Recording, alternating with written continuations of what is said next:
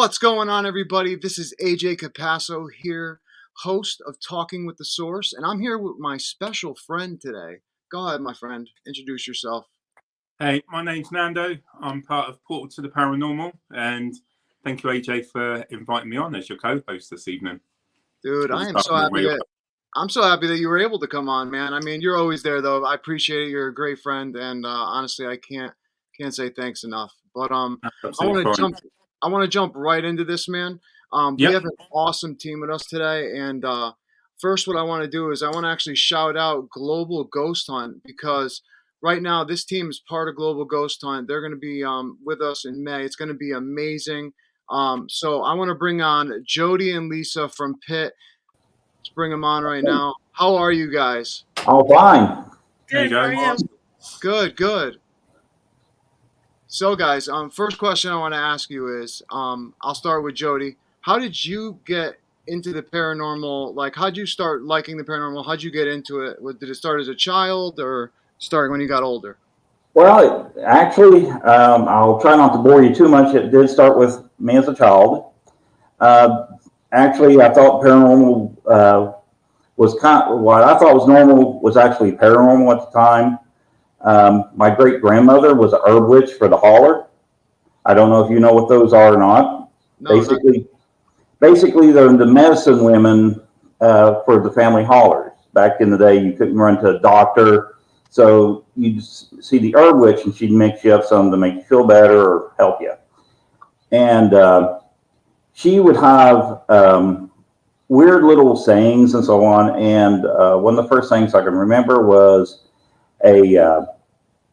she would sometimes go, "Buddy, you want to see something cool, nice?" And I'll be like, "Sure." She's like, "I'll make a tree bark."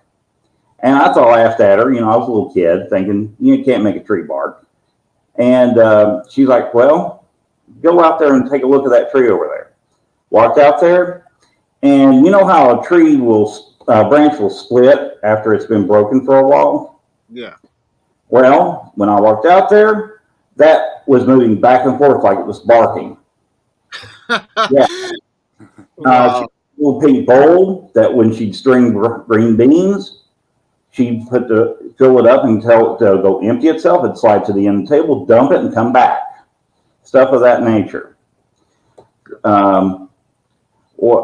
So as I got older, I realized that wasn't quite normal, but there wasn't really any way to prove it until about 1992, 93.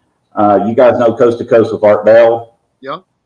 Yeah. And he had a guest on. I forget who he was, but he's like, he claimed this guy could take a tape deck in the graveyard and get voices of the dead. Shortly after that, me and the guys, my first group or whatever, we were a bunch of teenagers, started walking around graveyards at night. Now, mind you, this is Greenwood, Kentucky, 1990 or 92. And if we were caught doing something like that, instant bad juju on us. Yeah. But we started finding some pretty interesting stuff even back then with just our tape decks and 110 cameras. Hey, and I mean, they just old kept stuff going work, from there.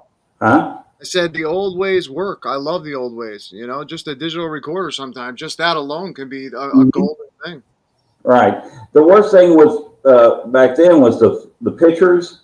You know, it cost about $6-8 for a roll of 24. Compared to the thousands the team does now. Yeah. I shudder to think how much that would take. Oh, I know. Yeah, that would be definitely a lot. You're absolutely right. Mm-hmm. I mean, I have a buddy that obviously uses a we lost him. There we go.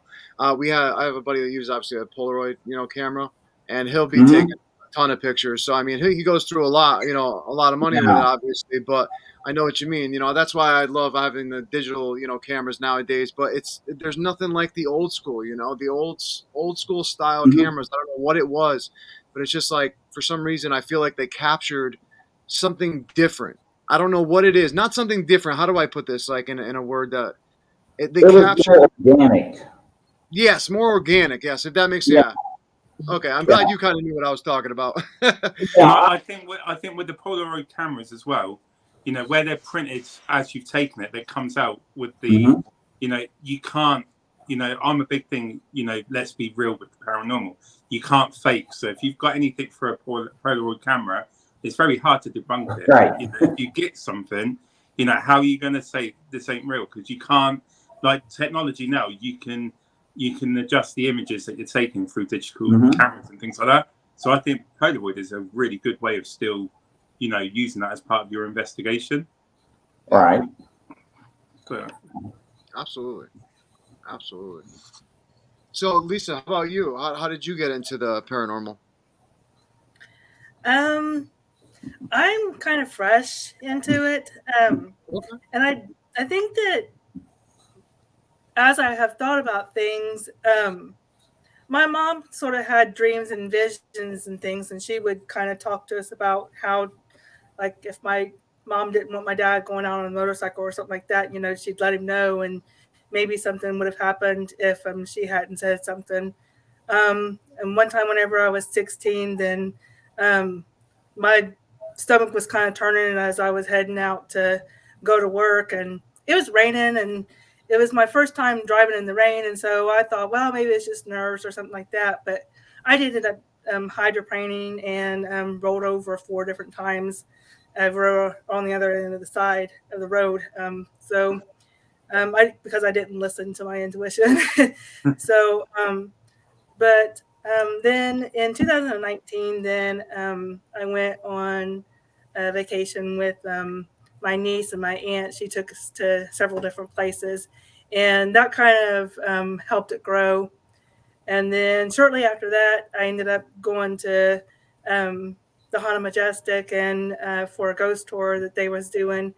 And the kids ended up talking to some of the team, and then they invited us to join, and I was like, oh, okay. I Right. was like, this is real. So here I am. And now I'm kind of engulfed in it and started, participating a lot more. And even so, more than my kids. And I'll be like, my kids, you guys got me into this, and now you're not even interested in it anymore. That's funny. And just a question with regards to both of you. So you now have your teams and everything. Now, I know from speaking to loads of different people in the field, they have different ways of how they begin their investigations. So some people believe in protection chants, you know, to keep them grounded, you know, certain prayers. So before you go ahead and start your investigations, do you have like sort of thing that you do on every occasion before you start your investigations? Well, normally my metaphysicist, he starts prepping himself, and the people who are more apt for those type of attacks and so on. I'll be honest with you, me and myself, I'm like a rock to whatever entities are out there. And in fact, they would probably not want to follow me home because they would be instantly turned to lab rats. Yeah. In fact, I'm sitting across from a entertainment center that came from a case that the owner said it was possessed by his ex-wife. Well, I've been sitting and I watched it for months. It's not done a thing. But normally what we do is we go in, me and my case manager. I normally let the case manager talk with the client, and we try to get a more in-depth of how the family lives, a little more history on how long they've been there. I find that in most cases, when you go to a client's house, people are more open with female investigators than they are with male investigators. Yeah. I've always considered myself kind of like Herman Munster when I talk to people. Even though I'm trying to be nice, for some reason they act like they're scared. Yeah. So I listen, and then normally I'll start taking base readings and so on. And then once we get through with that, we'll go outside, and by then our metaphysicist will have put up the shields or whatever they need to do, and we let him go in. And I don't know if you guys know much about hunting, like if you're going after a coon or a possum or something like that. Yeah. Well, the hunter uses the hounds to search out where the critters are, right? Yeah. Well, that's basically what my metaphysicist does. He's like, I feel something strange in the bedroom, or I think something, is down in the basement. And then I'll take his word and start setting up equipment in those key areas to try to capture something. And that's how we start the night off. Cool. Nice. Mm-hmm. Nice. Now, and what about you, Lisa? Do you tend to do anything before you go out yourself? So do you do anything to keep yourself grounded, or is there anything that you like to do for yourself to feel that you're protected? Yeah, I'm Reiki 1 certified, and so I have a little bit of energy work that I do, and then a little bit of incense that I'll kind of dab on my forehead and the back of my neck. And then if I'm feeling really needy, I guess, then I'll ask our metaphysica. Yeah. See that sometimes. Yes. Wow. Even I said that. Like, I didn't even want to say the name. To assist, and a lot of times I'll ask him to assist after we've done the hunt. Brilliant. Awesome. I love how you're involved with Reiki and stuff like that, because I was actually interested in actually taking Reiki 1, and I wanted to actually, go up the ladder. How was your experience with it? Was it good, or? Yeah, I think it really actually helps to open you up to the paranormal, and then it also allows for you to know how to close things, that you need to close if you do need to do so. I haven't done anything further than Reiki 1, but because I don't practice a lot. I'm not very, you have to practice daily, and I'm not one that does that very well. So, hey, no, it's all right. So I haven't proceeded on to Reiki 2, because of that fact. Well, see, I work with binaural beats, which do you know what binaural beats are? Like, they're basically just frequencies, and they put on headphones, and then the frequency, like, say if it's 100 and 120, it'd be 20 or whatever hertz. Mm-hmm. And then I do that for like the chakras and stuff, and I've done it for a long time to open up the chakras and all that stuff, work on the third eye, and I've had amazing experiences, like out of body experiences, doing it during meditation and stuff, and it's been great to do. And I work with a medium very closely that helps me, teaches me how to like close things down and protect myself and all this type of stuff. So it's definitely awesome. But Jody, one thing I wanted to ask, Nana, do you want to have something you wanted to ask real quick? Because no, you can. You ask your question, and we'll take turns each, mate. All right. So I know you're very scientific. I could see it. Am I right? Yeah. Okay. I could feel it off you from the moment I met you, man, and I love that. Now you were talking about something with the gear that you were saying to Nando earlier. You were saying about the negative ions and the positive ions. What was that gear you were talking about? Oh, you're referring to what we call our SPED, which is basically a it's short for Standard P.I.T electronic device. One of the things I wanted to do was try to standardize all the equipment that the team members would pack on a home investigation or even a research site. Mm-hmm. And so I basically worked on an all-in-one. I built a prototype, tinkered with it for a few years, and the last few years I've made them and hand them out to new team members so that they can get used to them. Basically, I hand build these from scratch. They have a negative ion detector, a positive ion detector, a RF waves detector. Now, it's not as sensitive as what you can buy over the counter, but if it goes off, chances are, you probably can hear a radio station with your braces on.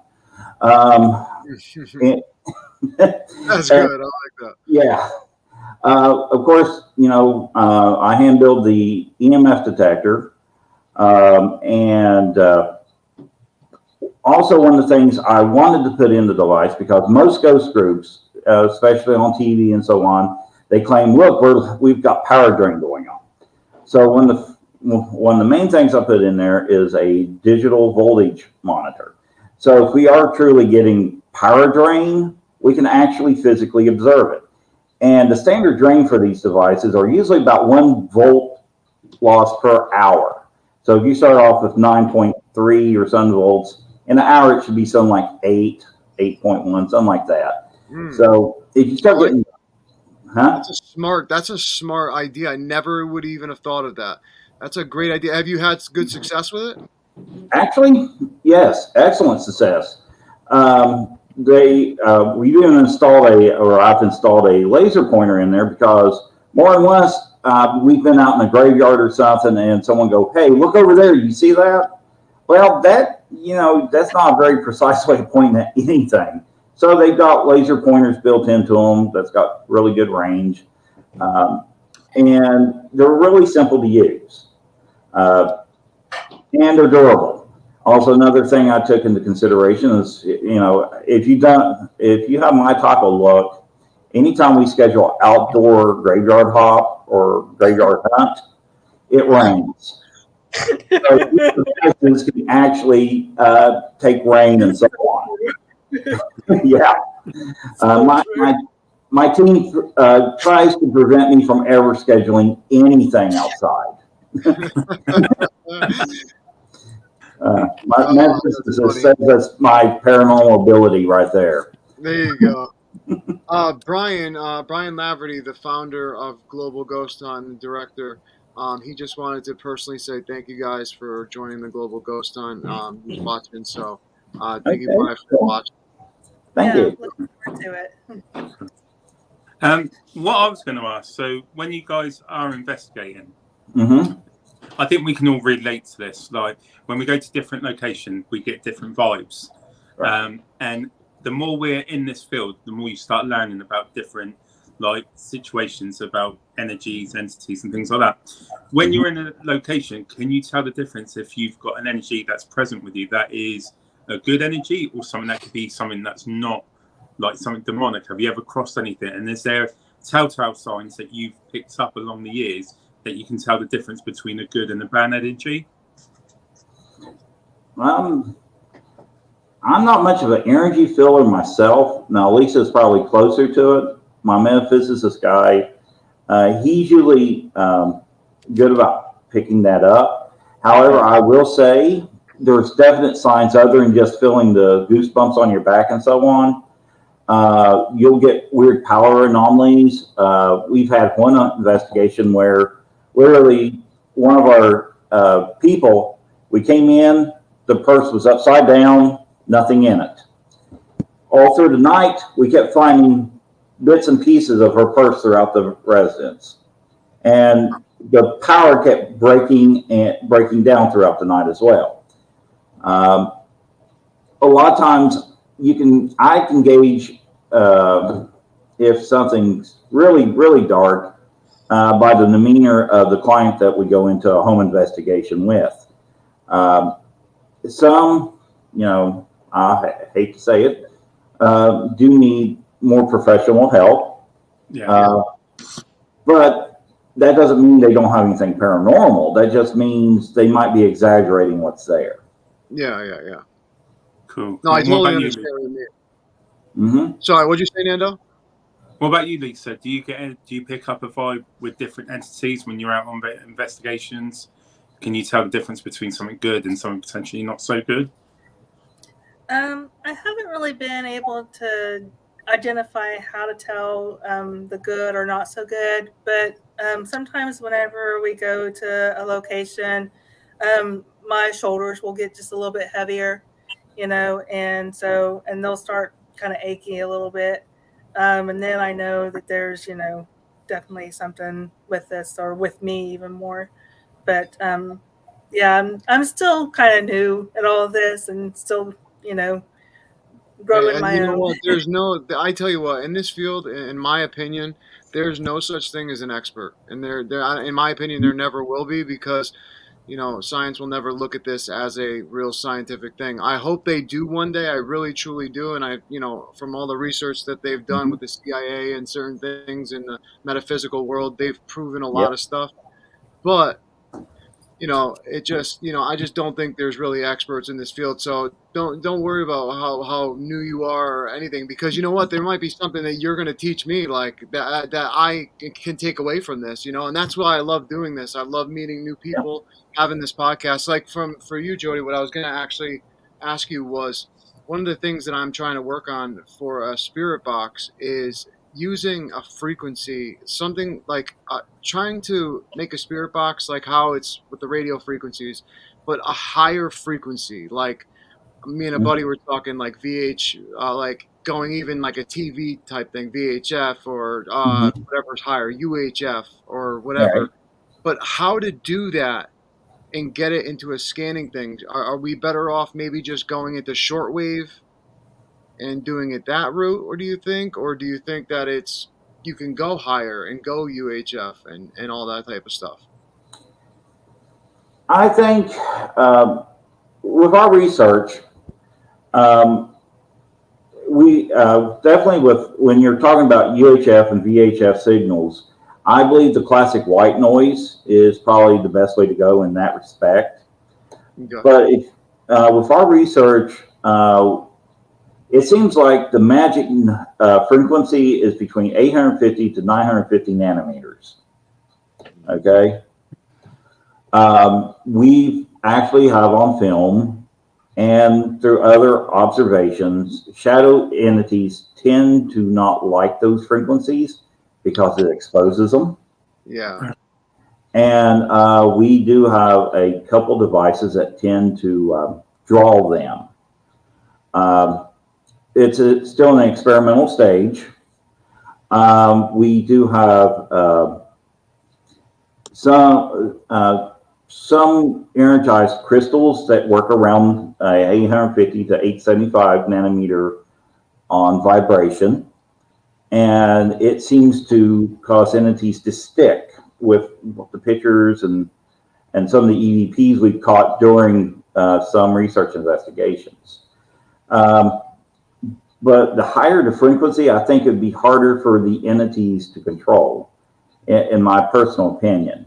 Really? Uh, Do you think, like, say if we were mhm, talking on a conscious energy level, right?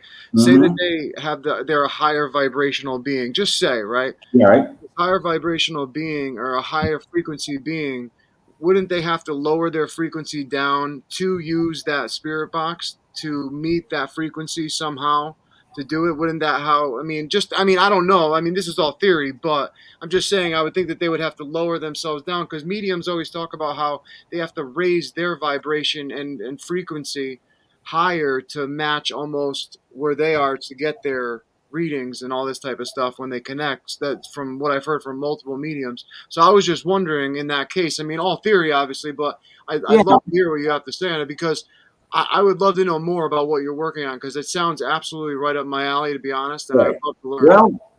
Well, we don't exactly think our brain waves or our alpha and beta waves Yep. are literally measured in hertz, I believe, not in megahertz. Oh, okay. So yeah, our brain does put out radio frequency, right? Hmm. So you would have to learn how to adjust those frequencies to match up through some sort of amplifier or modulator. Okay. Now, what's interesting is, uh, have you seen those little Star Wars toys where you get to pretend like you're the Force by moving a little ball up and down? Yeah. Okay. Unfortunately, I wasn't able to get a hold of one, and I found at a local department store. By the time I got back to it, gone. And now you can find them on eBay for ridiculous amounts of money.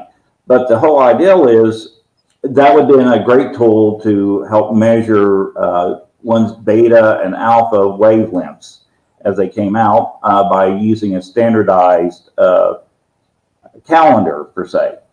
You can turn any tool into a measuring system as long as you have a standard. And that's one of the things I was wanting to do with that device. until I can, I can still, EGG out of a hospital or something of that nature. Yeah, right, yeah. Right. But I honestly believe that by us trying to, I think the entities, most of them were human or they are close to us. The Earth frequency is what, like 2.6 hertz, 432 hertz. 432 hertz, yeah. Right. So honestly, if these entities are somewhat bound here, they know that everything runs on a way lower frequency. Yeah.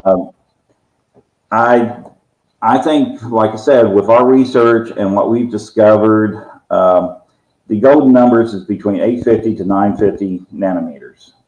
And that also coalesces with a green laser, believe it or not. Wow. Yeah. That is awesome. That is so awesome. See, that's one of my main things right now is I've been focusing a lot on spirit communication, and they've been drawing me towards, for some reason, some like more about frequencies and about that. So that's why I wanted to bring that up to you and see what you've gotten, because I mean you have so much knowledge in this, and that's what I'm saying. This is the little bits of knowledge that I love. I will tell you something freaky.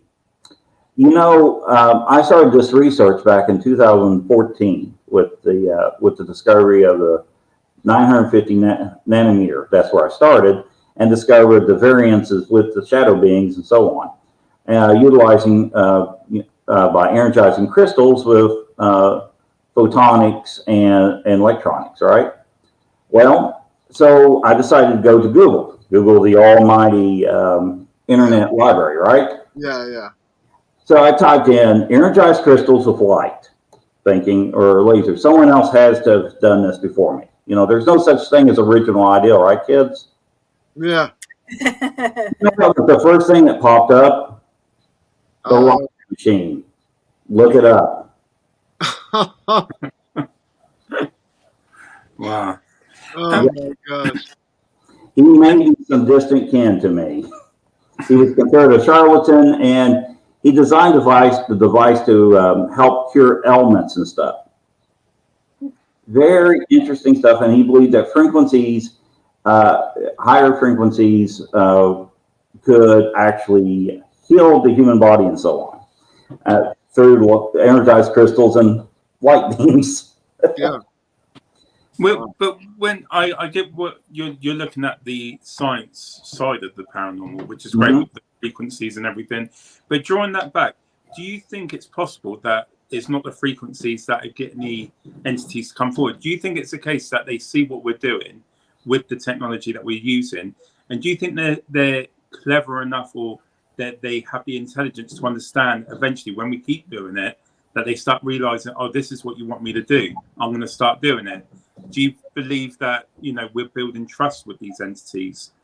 Because I got a thing that we've gone to locations where nothing has happened. We've had very minimal stuff happen, like you hear footsteps and things like that. When we try and use like our spirit box, we explain to the spirits what you can do. Use this device to use it as a voice. Do you also think that the spirits could be watching us and they're learning as we're using these devices and using the technology, and then when we start building trust, they understand what we're trying to get from them, and that's how they start coming through? Providing that they're the intelligent type of entities when you go into a location instead of a residual. I'd say most definitely. Sometimes I think they can be annoyed if they, if you see the same, different people coming in with the same thing over and over and over. Eventually, you're going to roll your eyes and go, "Oh God, here, not again." We had, a lot of these entities, I believe, were human, or at least close to being human. Shadow beings, different story altogether, in my personal opinion. The technology and them watching, I think they will eventually try. In fact, I've even got a pact with some of my fellow ghost hunters on different groups. If any of us happens to pass on, we're going to, be like, okay, you got to tap the K2 2 times to let us know if we just turn it on. It might be a tongue in cheek, but You know, Houdini said the same thing. So, Yeah, definitely. No. And for you, Sorry, go ahead. Lisa, you know, you use like you're learning to like the Reiki and using your own abilities. You know what? You know, when you're out on investigation, do you have a particular thing that happens to you that that makes you feel that there's something there with you, like a touch in the head, or do you have certain tell signs when something's there with you when you're using your Reiki on investigation? Just with my shoulders getting heavy, that's really about it. And sometimes, I'll feel a little bit nauseous, but not often. But it's Yeah, no, I've gotten that. I mean, I haven't gotten that feeling before myself. Personally, like everyone talks about getting drained. I personally have never got drained before. mm-hmm. So I can't really speak too much on it, but I know people, a lot of friends that have, and the first thing is they get nauseous. They their shoulders and stuff like exactly how you described, and then they feel yeah. drained, like really completely out of it, drained. It's pretty wild. Mm-hmm. I did have an experience not long ago at a home investigation where we were working with a demonologist, and they was kind of helping us. They were on the computer, basically. It was They were boots on the ground for this demonologist. Yeah, they were remote, and so we were hands-on for the demonologist. And so I was the one that was asked to do the blessing over the house. And whenever I was entering into the bedroom, then I felt a little bit dizzy. And then whenever I came back out, I felt like I was losing my voice.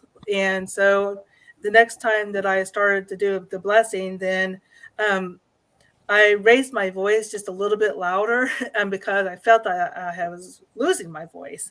Yeah. And at that time, I went under attack, and I started getting loss of breath.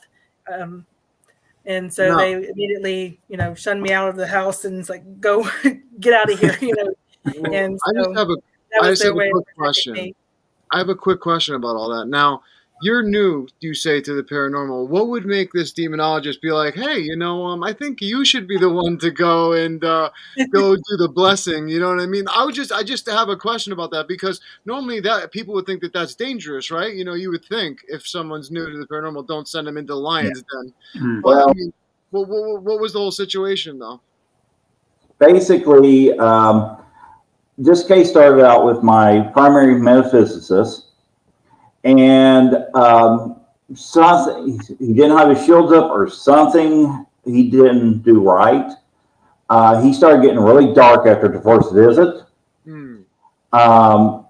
He started having cracks in his personality. Let's just put it that way. So much so he's still on suspension from home investigations until he can get himself set right.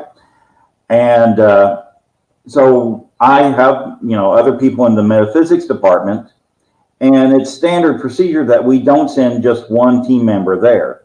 So I had to send in his assistant, who works under him, and I had to send another female, which unfortunately fell down onto Lisa's lap there.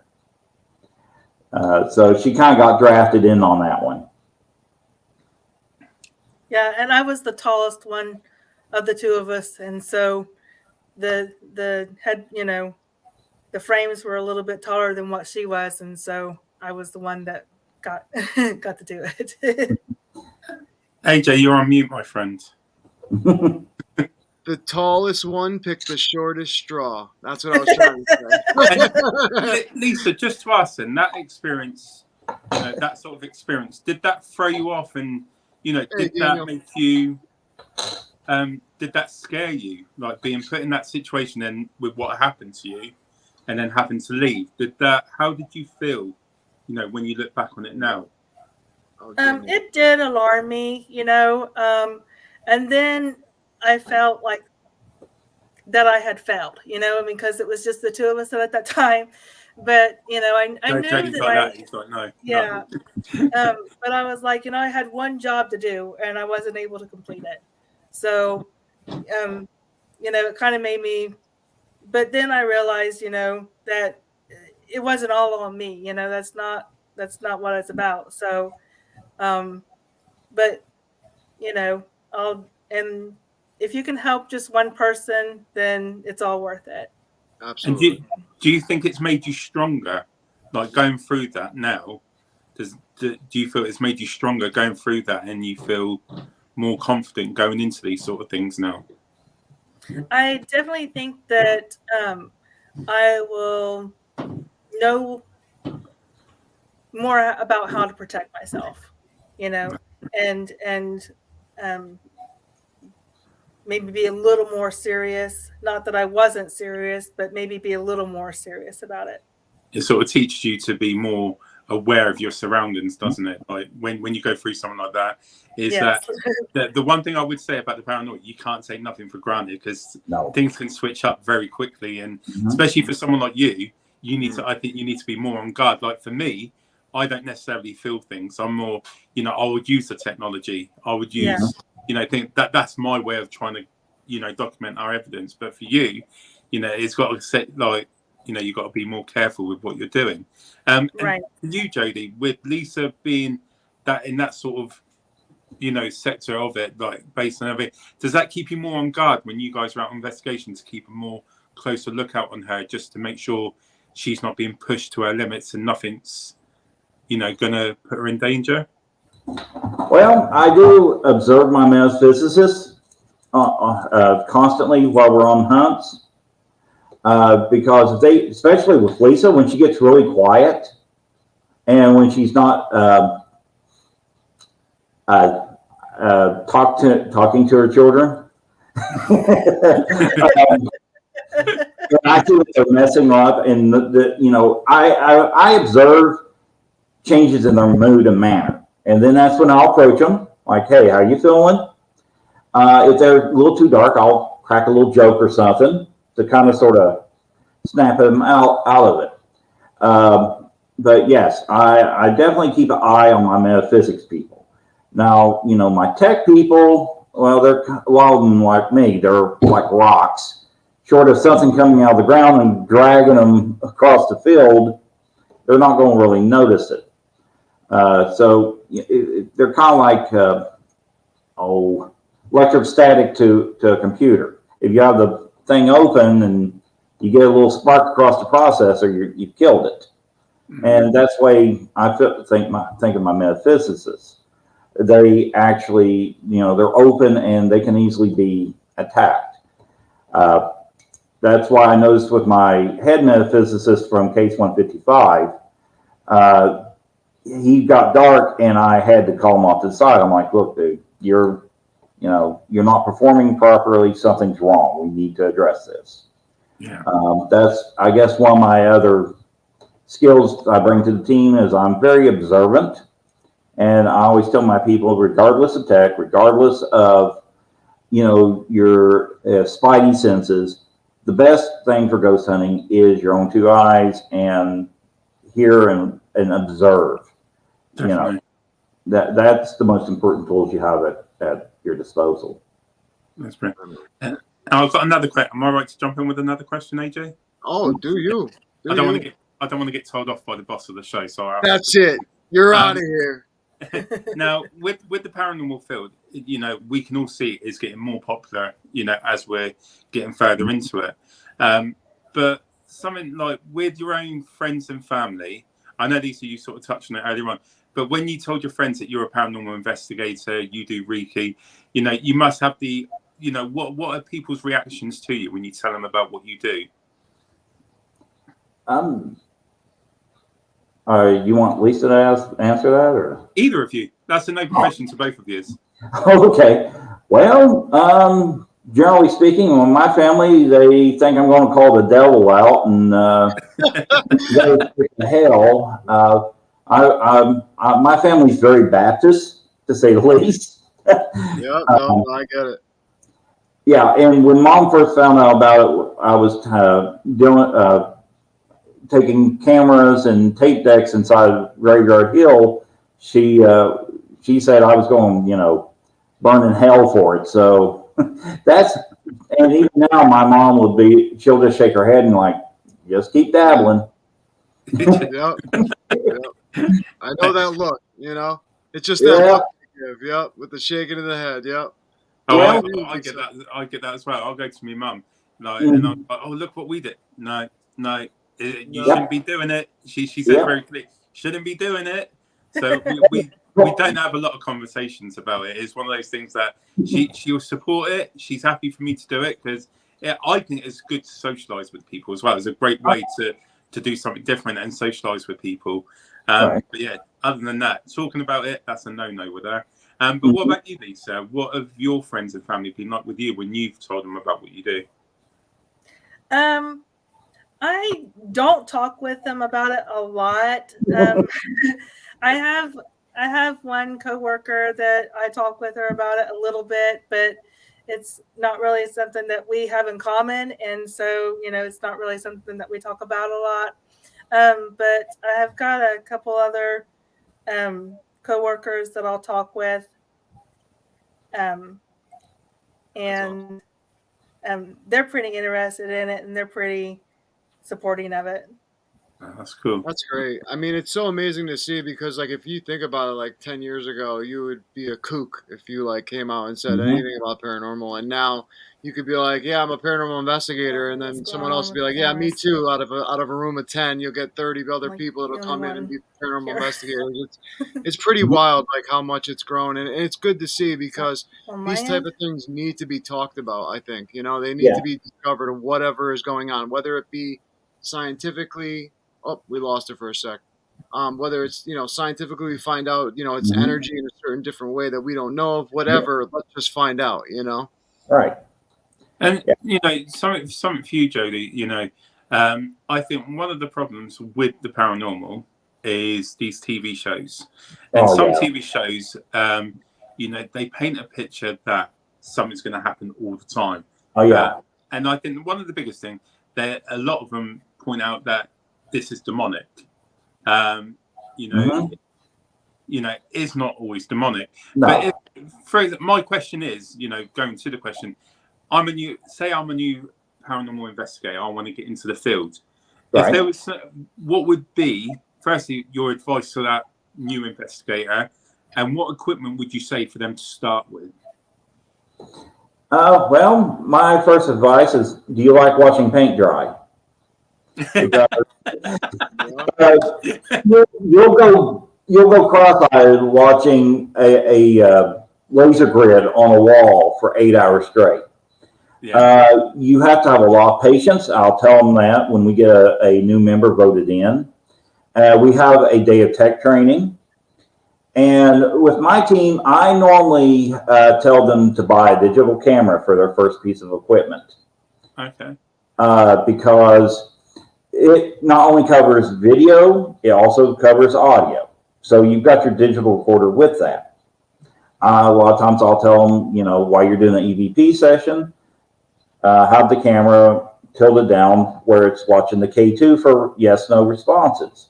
Yeah. But when, that's all exciting when you start seeing the day, things happen. But my team has very strict protocols on handling data with time indexing and directory. And in fact, I'm threatening my team now about another tech day because some of the younger team members have gotten sloppy with their time indexing. And they prefer a beating. Lisa's already hiding from it. But yeah, that's my suggestion for any new paranormal investigator. It's not going to be like Scooby-Doo. And with these TV shows, one of my bigger issues is when we go to a client's house that we've been called into, they're expecting, us to come in there and just, yell at these entities and act like we're possessed, like several other hosts and so on. That's not what we do. In fact, you'll hardly even hear us talk. That's the biggest differences, I think. Yeah. Yeah. And I think he just lost power. Yeah, I was like, he just went dark on us. I know. No worries on the dark side of the moon. That's it. I got my own little entity in the house, switching the lights off. That's Sarah. That's my wife. She thought. And just for you, Jody, the question I was sorry, Lisa. The question I was asking Jody was, if I'm a new investigator, what advice would you give a new investigator? So for you to be quite new to what you're doing, what advice would you give someone with what you're doing and how to get into it and what to do? I don't know if she heard me. Can you hear us, Lisa? That's a no-no then. Tech training. Oh, she's gone again. No, yeah. Okay, we'll ask that question. Oh, she's back again. Yeah, no, I'm just seeing if that was maybe the case. Nope, she's losing service here. No, that's fine. So yeah, we've got quite a bit of rain and wind going on here in the tri-state area. So, is that what the signal? So yeah, so AJ, you got any questions? Because I was going to ask Lisa, but I'll move on to you. No, yeah, no, I've been fascinated by the knowledge that you have, my friend, scientifically, and how you put it into your research. One of the things you just said was how about how you're going to kick some butt over them time indexing and stuff, and to hear the old school way of writing stuff down and time indexing, whether it be even be on a computer or whatever, however way you do it. I find that awesome because, like I've always said from the beginning, I've been doing this like almost 10 years, and I always have notebooks of stuff of everything. Like, I mean, I probably have notebooks like a mile high, like in my storage unit. It's ridiculous. But it's so great to see someone else do that because I don't see a lot of people do it or take it that serious anymore. It's just a hobby. Which I don't mind. I don't mind. But seeing a team like yourself is just so awesome that you put the effort in. Oh, yeah. Well, when we go back to a home investigation to show any data that we find, and we review it at our monthly meeting. We have a meeting the first Sunday of every month. That's awesome. And we review all the data. We discuss what each of us have found, and then we cut it out. We don't modify it or try to make it louder or anything like that. We just cut it out, and we'll put it on a flash drive to hand to the client. And that way, in case the client feels like we didn't do something right or they didn't like how we handled it, the next group that comes in, they can hand them that flash drive and go, this is what this group found. And they've got a actual documentation of what we did. That's awesome. See, and just to ask, that's the way right there. You say you do the home visit. Sorry. Someone didn't like my voice then. Someone didn't like my voice. Yeah. You say about the home visits that you do when someone needs help, which is great.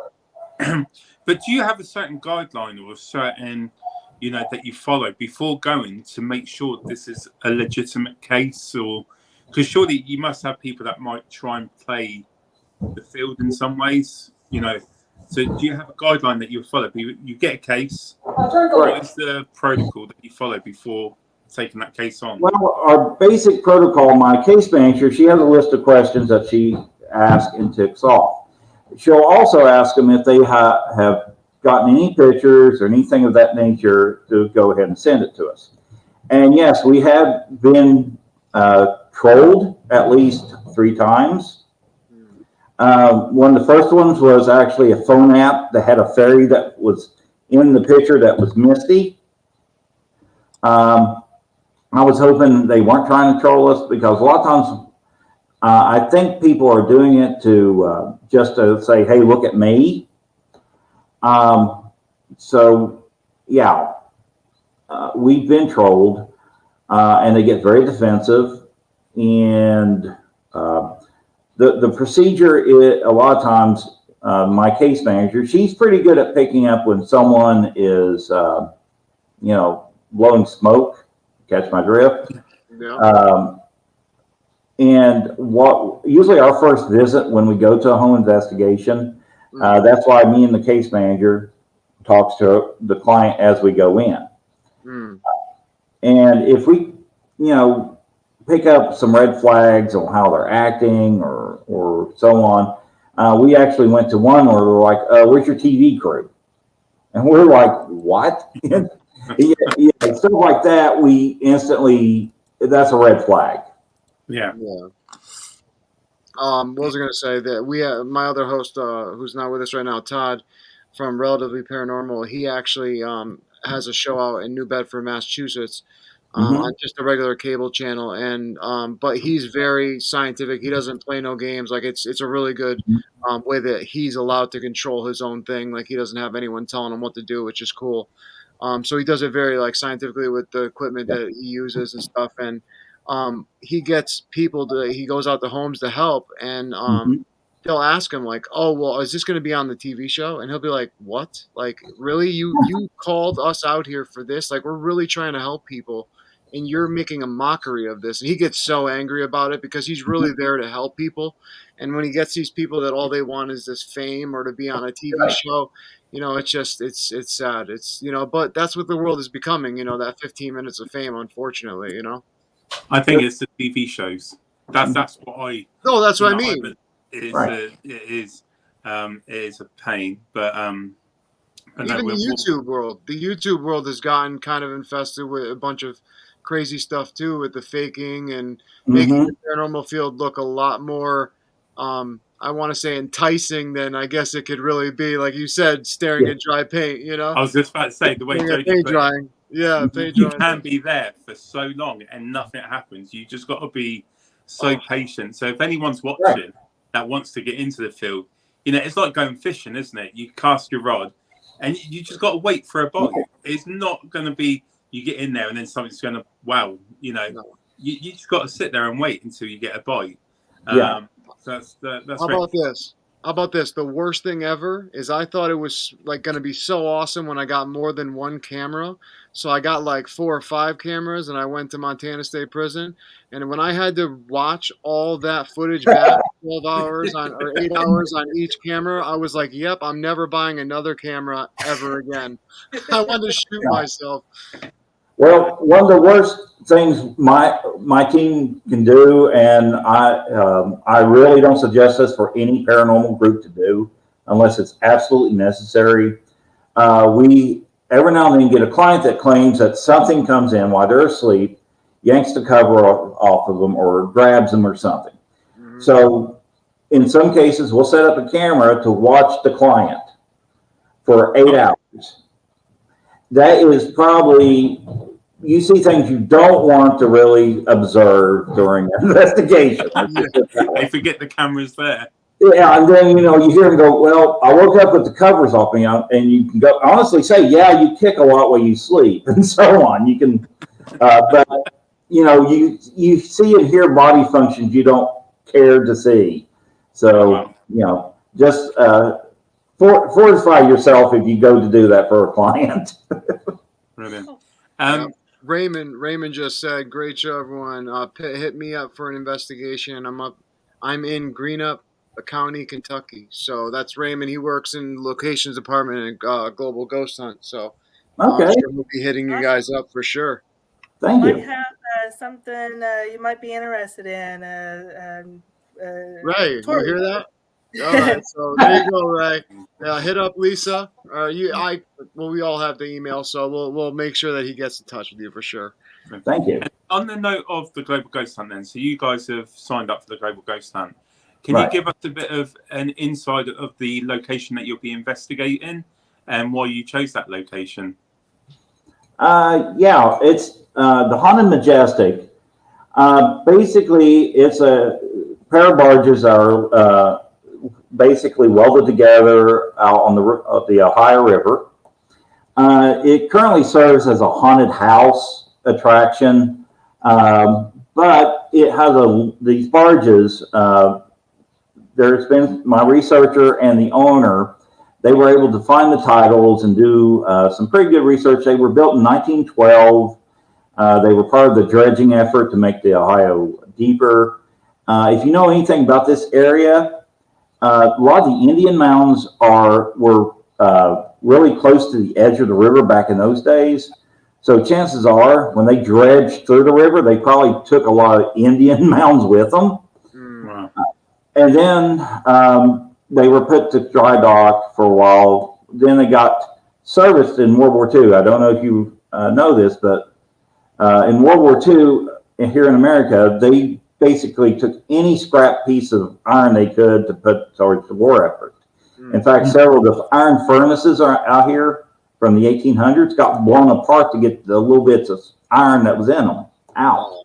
I didn't know that. So they were put to use as support barges for the military, or the Navy, more precise. I believe they started life out as a berthing vessel. I don't know if you know what those are or not. It sounds familiar, but I don't know offhand. Yeah. Berthing vessels are basically when they're working on a Navy ship, they will take the crew and have them live on those berthing vessels while they work on the ship itself. Then it later became a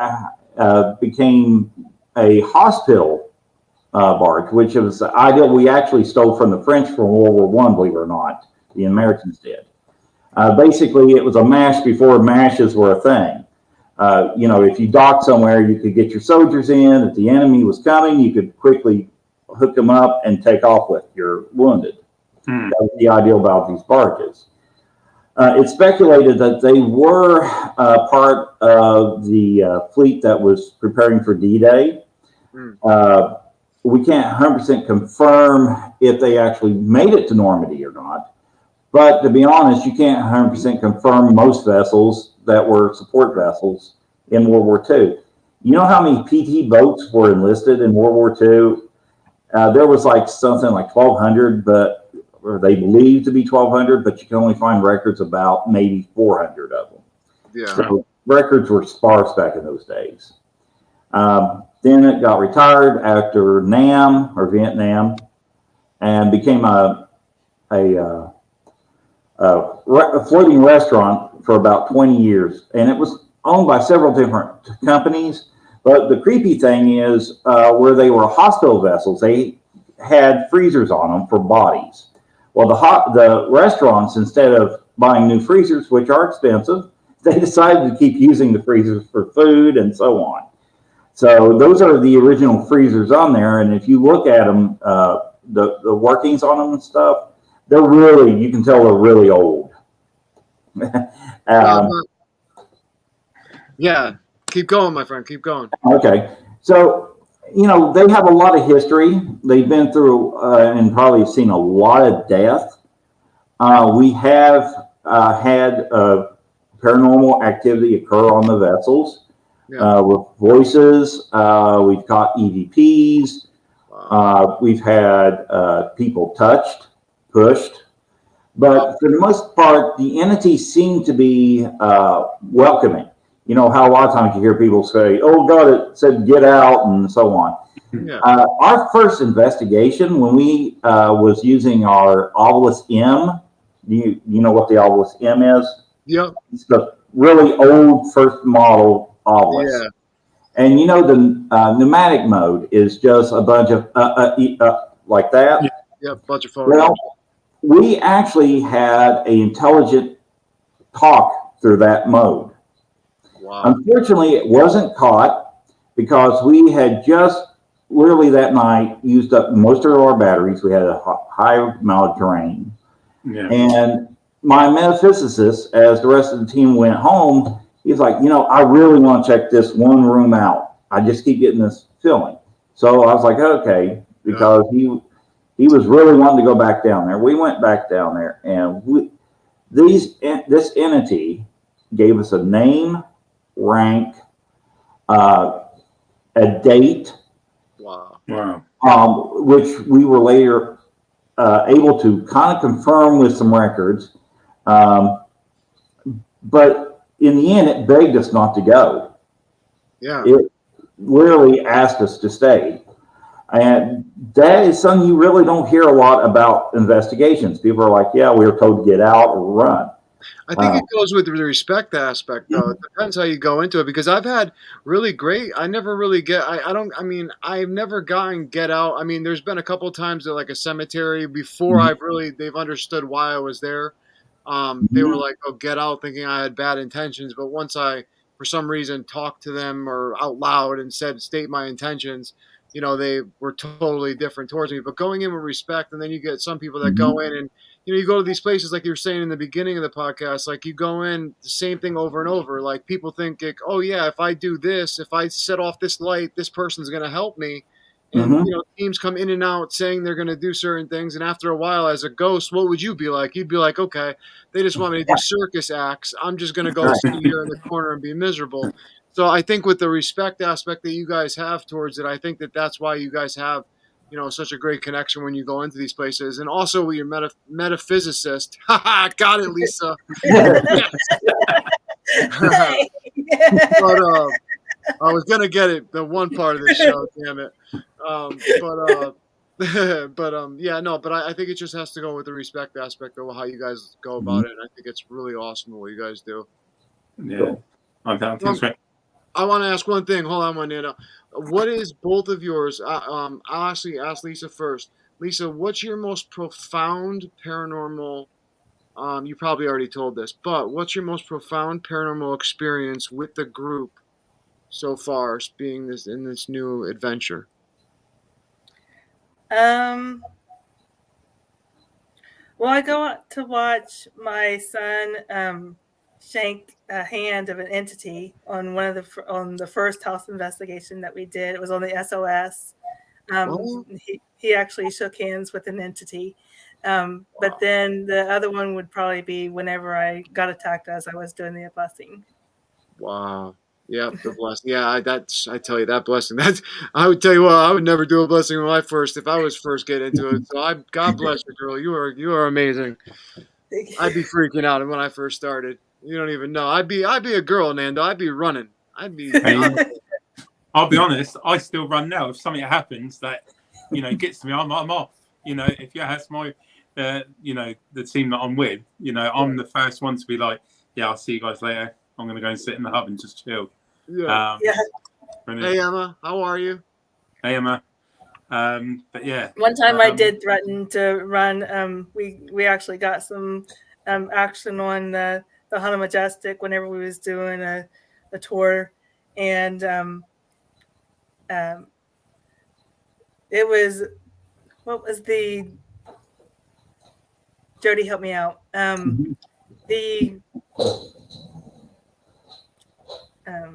Yeah, he's lost too. I think it was the temperature. It was the temperature gauge, wasn't it?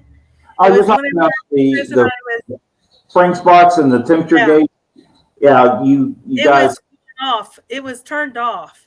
Right, and it came on out of nowhere. Wow. And I was like, okay, I'm out. I'm done. Wow, that'd be freaky. Definitely. How about for you, Jody? Out of all the scientific stuff that you've gotten over the years, what is your most profound piece of evidence that really made you maybe question the science aspect?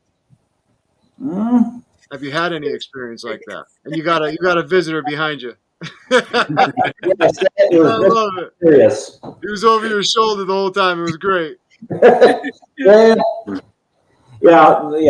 That's my stairway. Yes, dude. Yeah. Gave you a hug and left. I like that. I think the scariest, honestly, or the most profound for me was the night we was at the Ramsdale in Cedar Canova in West Virginia here. We rented the place out for a night, and the owner, and this is like midsummer, the owner told us to, just to turn off the lights and we're good. Well, throughout the night, we kept smelling some electrical burning. My case manager at the time, Tiffany, got really sick. Just kept having to run outside to, take care of business. And even my my investigator Tim, the guy that's not afraid of anything, he was jumping and just was skittish that night. Once again, I was like a rock, just like, okay, guys, what's going on? And finally, the lights got and the power in the house got so low, it couldn't even keep the netbook we were using to keep data on turned on. And it had me so concerned. I went downstairs, pulled the main fuse. It didn't have breakers. You know, the big old bus fuses that they used to use. Because at the time I was like, yeah, I do not want my team to be accused of burning down a historical site in West Virginia. Yeah. And we made sure we called her, the owner of this place the next day. They called an electrician. And according to her, which I checked in a week or so after that, the electrician went out there and somehow this guy said in his 60 years of working in electricity, he has never seen a meter box burn exactly halfway up. It literally just slowly was burning the electrical grid out of that house that night. Oh my God. Something obviously didn't want us in there that night. Now, mind you, to Ramsdale, I don't know if you know anything about Ramsdale House here. Unfortunately, I do not. Please enlighten me on that. Basically, Mr. Ramsdale, who was a shoemaker, decided to build his home close to the river because the river is a main throughway to, you know, to Mississippi and all that. So he decided to build his house as close as possible upon this little mound next to the river. Well, that mound happens to be an Indian mound that the basement literally goes right through. And it's when it floods, it'll go up around that house, but not in it because where they built it. Oh, wow. So there's a lot of eerie things that goes on in there. They don't know the explanation of why it does that either? We just believe that the reason it doesn't go in the house is simply just higher than the river basin there. Yeah. Oh, okay. Yeah, I was going to say why all this weird stuff is happening. Is there like a vortex? Is there something that's going on in the area, like geologically, or? Well, it is built on an Indian mound, and they usually don't like to be disturbed. Yeah, you did say that. Yep. Yeah, other paranormal groups have claimed there was a vortex. We didn't get any detection of that, but we do get strange energies, strange items. Literally, you can move. You'll go into one room, come back in, you'll see the chair moved. And it's like these entities know when you set up a camera because they won't do it. Yep. Yeah. Yeah, you gotta love that. Always when you have a camera, they don't want to do things, but the minute you accidentally stop recording, it's like you get the most amazing stuff, and you can't prove it to anybody else. It sucks. Right. Ramsdale's good for that. Yep, definitely. Well, Nando, you have any other questions that you'd like to ask Jody? Yeah. One question. If Brian's still watching, I've nicked it from Brian's show. Okay. It's a Lex question, but I think it's a really good question. So you're given a bag of money, right? So money's not an object. If you go anywhere in the world to investigate somewhere, where would you go and why?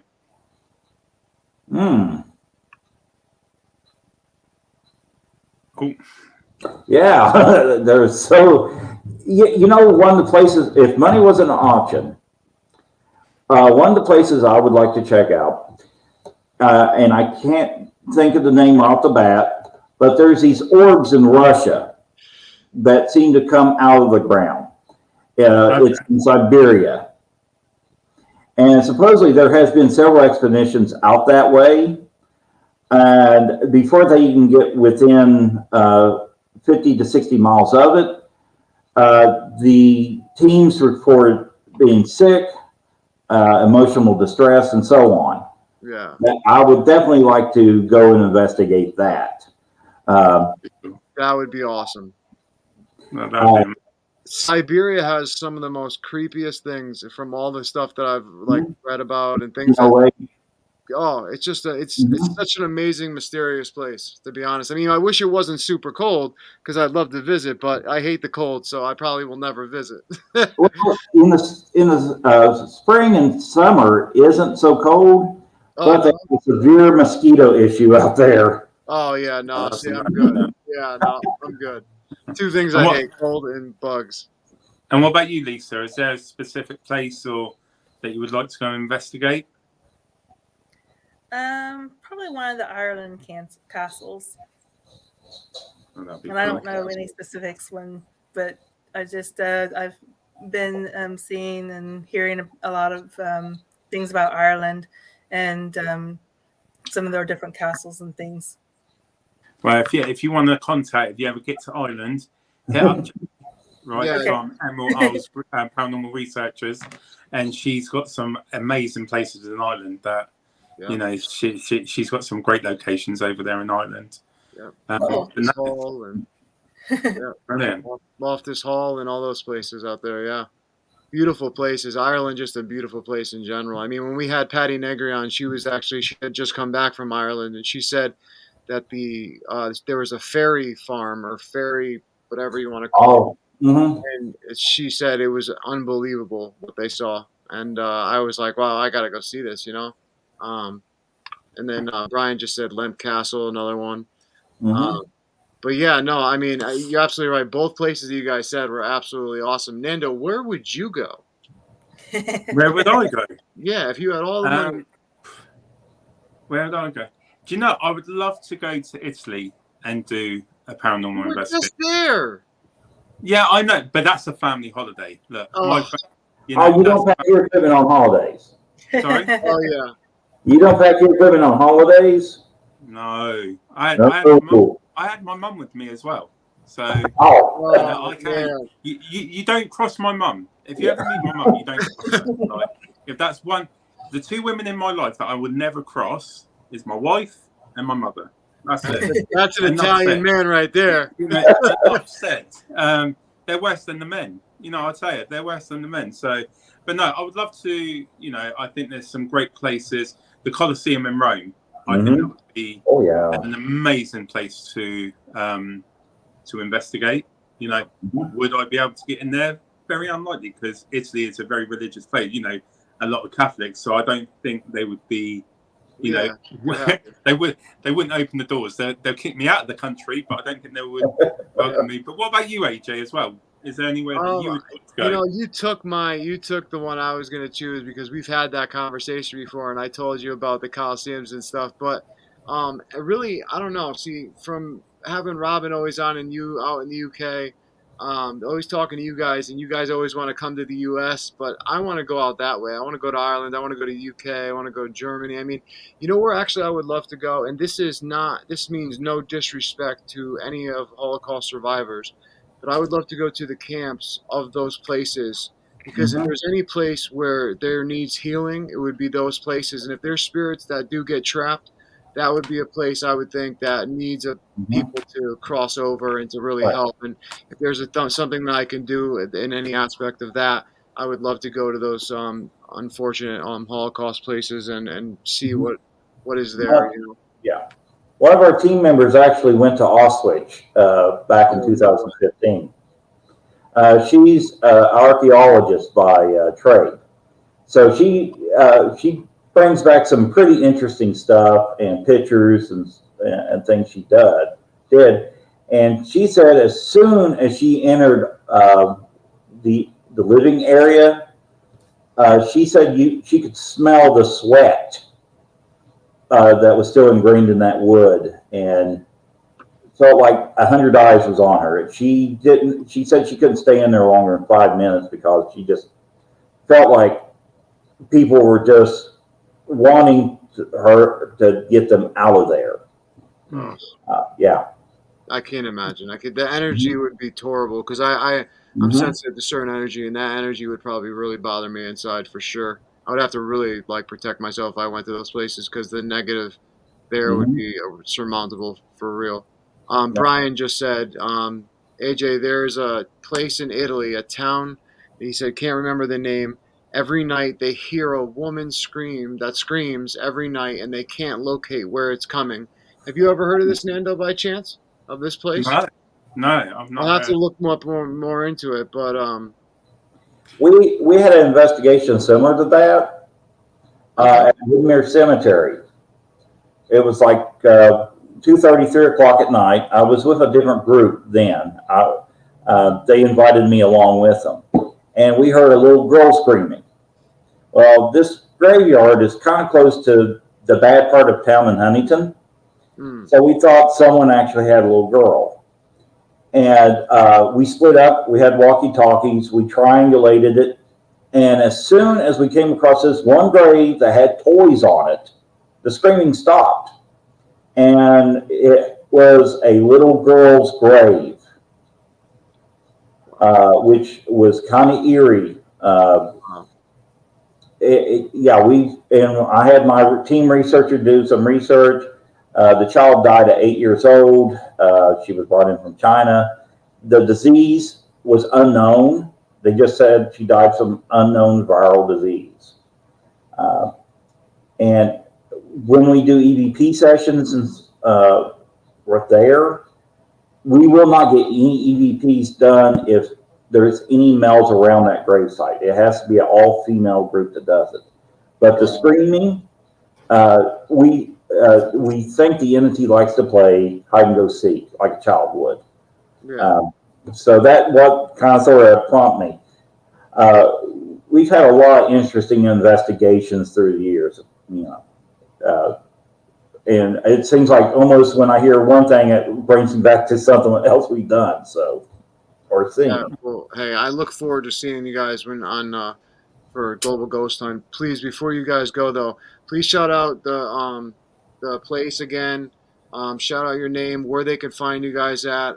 If there's any social medias or that YouTube that they can find you at, please do that for us so that they can learn more about your team. And if they need help, reach out. Okay. Well, the place we're going to be hosting at for the Global Ghost Hunt will be the Haunted Majestic. The website's simple, www.hauntedmajestic.com. Its Facebook page is www.facebook.com/grave, GRAVE 7463. Awesome. Well, thank you so much. I appreciate it, you guys. Thank you so much for coming on. I really appreciate it. Would you guys come on again for us sometime? Sure. Oh, Yep. that'd be great. I'd really appreciate it because there's so much to talk about. I mean, Jody, we could be on here for 3 hours talking about science stuff because I'm telling you, man, like this is all I research all day long, so I love it. Our team meetings usually last anywhere between 6 to 8 hours. Oh, see? There we go. Yes. Hey, I love it. Lisa, thank you so much as well for coming on. Thank you for having us. And I look forward to seeing how your journey keeps going as well. So I'm gonna definitely keep in touch. And if you guys ever need any help with anything, please just let me know. I'll always be here to help. So thank you guys so much. I appreciate it. Cool. Thank you. You guys take care. Bye, guys. Take care, guys. Oh man, such a good show, dude. Yeah, they're really interesting. Two different sides of the paranormal. You got Jody with the tech side of things, and then it's great to hear from Lisa. She's quite fresh into it all, and she's still developing and learning. So it'll be great to catch up with her in the future and see how her development goes and what she learns going forward and how she grows. So really exciting to see them back on, and like we just said, to see their live for the Global Ghost Hunt. That would be amazing. Yeah, no, absolutely. It's going to be awesome to see him for the Global Ghost Hunt. And, I love the two sides that they have because, Jody, his intelligence, I could just see from the moment he came on the screen, man, and in between us talking, I just got this feeling that he is very intellectual, very intelligent. He knew what he talks about. He knows what he talks about, and he's dead set on it. And I tell you what, from hearing his scientific side of this and the things that he's developed, like things that he created, even just as simple as an EMF detector. I mean, I can't do that type of stuff. You know what I mean? I wish I could, But I tell you what, to be able to have the power to do that and the ability to do that, the things that you can harness like he has, like a voltage meter he was talking about, that is so fascinating. And this is the type of stuff that's game changing for the paranormal field. And I think that this is really why I wanted to do this paranormal podcast from the beginning, because of this reason. We're learning from so many different people, like Jody, like other guests. I've learned from you. I mean, I learn from you every time we talk, man. And you're a friend of mine. So, even though Lisa said she was a beginner in this, I tell you what, she's taught me stuff with the Reiki stuff. She's taught me stuff about I'm never doing a blessing ever again after that. No, but no, but it doesn't matter what level or you are or how long you've been in this. I mean, I learn from everybody, and I think that that's the main part of this. And I think what's important is, as you said as well, it doesn't matter what level or how new you are, that none of us are experts in the field. We can have opinions. I can get Jody. He's got a lot of intelligence and a lot of knowledge when it comes to the technology because he's taken the time. But when it comes to the actual paranormal and understanding the entity, we're never going to know for sure. No, A lot of it is, I think we will only know for sure what's on the other side once we've reached our final destination here. Once our time is done here and then we cross over, that's when we will find out what's actually on the other side. But it's just a great field to be in, and it's absolutely fun. And the most important thing is just enjoy, just have fun with it. Take it seriously, but enjoy it at the same time. Absolutely. That's all you can do, man, is you just have to have a good time with it. And you just have to, take as much as you can with a grain of salt. And just, take the wins and the wins and, just keep moving forward. So definitely. But want to say thank you to Mandy Miller, Carlos. Very awesome to see you, my friend. Thank you for joining us. But this was an awesome show. Look forward to Global Ghost Hunt. The first events are coming up in May. So go to www.globalghosthunt.com. You can register for October. Get registered. Get ready. It's going to be awesome. Head over there. We have a bunch of teams. It's going to be so amazing for May. So it's going to be great. And Carlos, I like that you dropped by. I'm happy that you did. So thank you. But Nando, thank you so much, brother, again for joining me. That's all right. Anytime. And until next time, there's Bye, another everyone. episode, Talking with the Source. Take care. Later.